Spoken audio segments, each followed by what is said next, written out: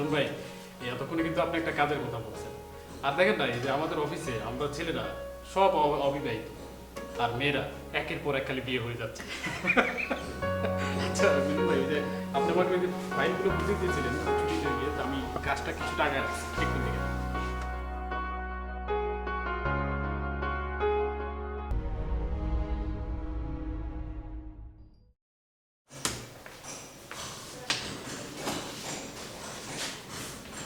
কি ব্যাপার মিলন ভাই, আপনি না 15 দিনের ছুটিতে গেলেন আর দুদিনই চলে আসলেন?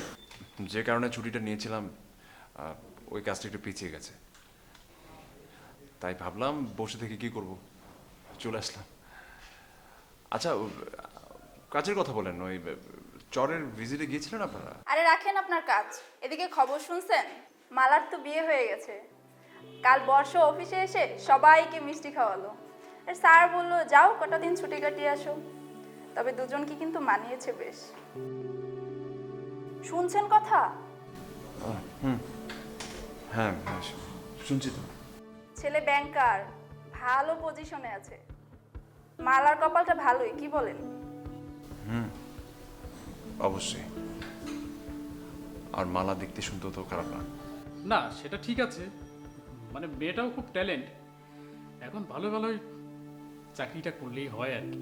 কেন, না করার সম্ভাবনা আছে নাকি?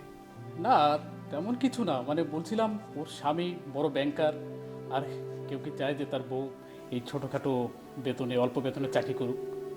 তাছাড়া আমাদের যেই বেতনের অবস্থা, আচ্ছা মালার সাথে তো আপনার খুবই ঘনিষ্ঠ, কেন মালা আপনাকে কিছু বলে নাই? না, আপনাদের কাছেই তো শুনলাম। এত কিছু হয়ে গেল, আমাকে তো একটা ফোনও দিল না। ভাইজান, এবার আপনার বিয়ের মিষ্টিটা খাওয়ান। আমার আর বিয়ে?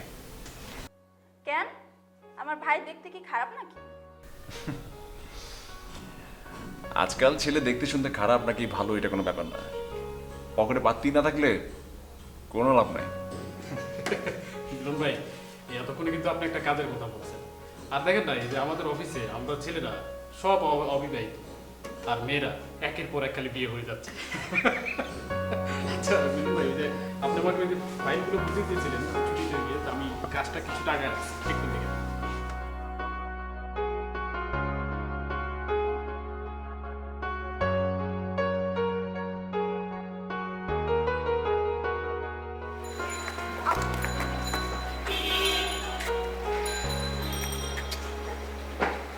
কি ব্যাপার, তুমি নেমে এসেছো?